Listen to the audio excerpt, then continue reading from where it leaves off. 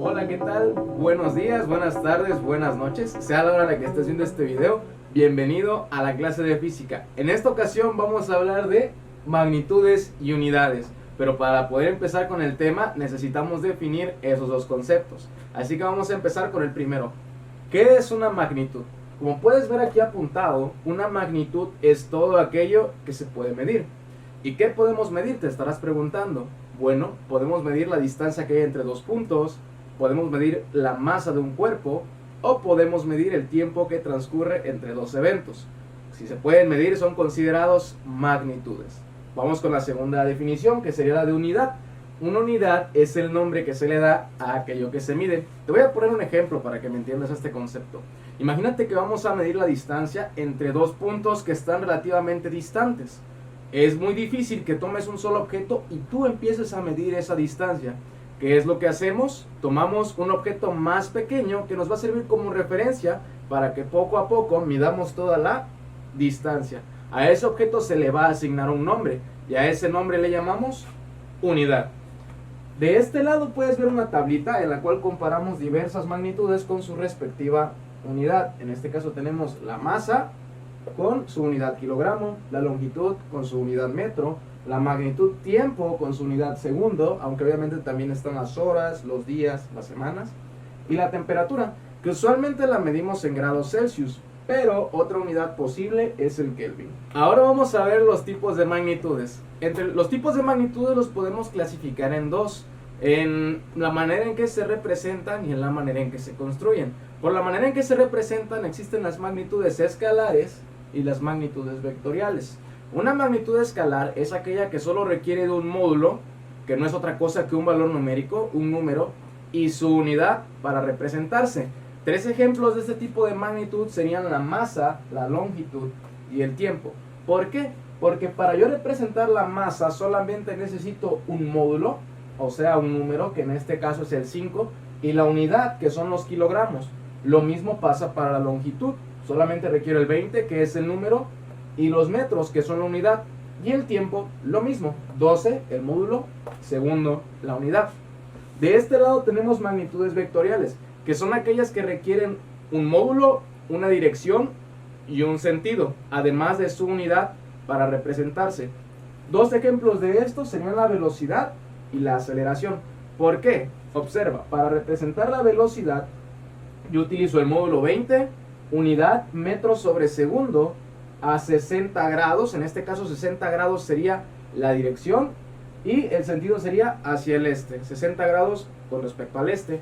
De este lado tenemos la aceleración, que es otro ejemplo. Su módulo es 10 metros sobre su unidad metros sobre segundo cuadrado a 270 grados apuntando hacia abajo. 270 grados es la dirección y hacia abajo es el sentido. Otra clasificación de las magnitudes es por la forma en que están construidas. En esta clasificación encontramos la magnitud fundamental y la magnitud derivada. Una magnitud fundamental es aquella que no requiere de otras magnitudes para construirse, es independiente y se entiende por sí misma. Tres ejemplos de este tipo de magnitud serían la masa, la longitud y el tiempo. ¿Sí? Son los mismos ejemplos que utilicé para magnitud escalar. ¿Por qué? Porque cada magnitud pertenece a dos clasificaciones. O es decir, la masa es escalar, pero al mismo tiempo es fundamental. Lo mismo pasa con la longitud y con el tiempo. Son escalares y al mismo tiempo son fundamentales. ¿Sí? Y para cada magnitud se le asocian dos clasificaciones. Entonces no hay ningún problema en utilizar los mismos ejemplos. Continuando, la masa es fundamental porque solo basta con escribir 5 kilogramos y listo. No necesito otras unidades de referencia para construirla o entenderla. Es independiente. No hay otra unidad de la cual proceda. Lo mismo para la longitud y el tiempo. Ahora vamos con magnitud derivada. Es aquella que necesita de otras magnitudes para ser construida. Es decir, que proviene, que deriva de otras magnitudes. Por ejemplo, la velocidad, ¿sí? Que igual es el ejemplo que utilicé en magnitud vectorial.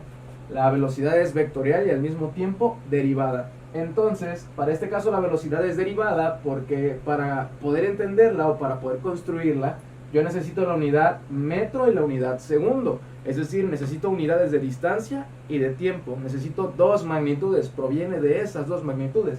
Para aceleración necesito metro y segundo elevado al cuadrado. Proviene de las mismas magnitudes, magnitud distancia y magnitud tiempo. Continuando con esto, ¿quién decide qué unidad utilizar para determinada función? ¿Qué unidad se ingresa en un problema de física? ¿Quién les da los nombres? ¿Quién los divide? ¿Quién las elige? Bueno, para eso existen lo que llamamos los sistemas de unidades. Son grupos de unidades que se utilizan para tomar las medidas de todo tipo de magnitudes, ¿sí? Hay dos grandes tipos de sistemas de unidades. Por un lado encontramos el sistema internacional, que es un sistema utilizado en la mayor parte del mundo por convenio internacional. El sistema previo a este era el sistema métrico decimal, posteriormente evolucionó y lo llamamos sistema internacional. Otro nombre con el que se le conoce es MKS, por las unidades que utiliza como fundamentales. Esto lo veremos ahorita con la tablita. Por otro lado tenemos al sistema inglés, conocido como sistema imperial. Es un sistema que se utiliza oficialmente en Estados Unidos. Ese es el sistema que ellos manejan para sus unidades, aunque se utiliza de manera no oficial en otros países. Es decir, es fácil que aquí en México conozcamos unidades de ese sistema, ¿sí? Ahora, ¿cuáles son las unidades fundamentales de estos sistemas? Las tenemos por aquí abajo. En el sistema MKS, que es el internacional, encontramos para la longitud el metro. Es la unidad que se utiliza para los problemas de física. Sí, puede variar, pero oficialmente se debe utilizar el metro. Para la masa encontramos el kilogramo y para el tiempo encontramos el segundo. Por otro lado, en el sistema inglés encontramos el pie como medida fundamental de distancia. Como medida fundamental de masa encontramos el slug.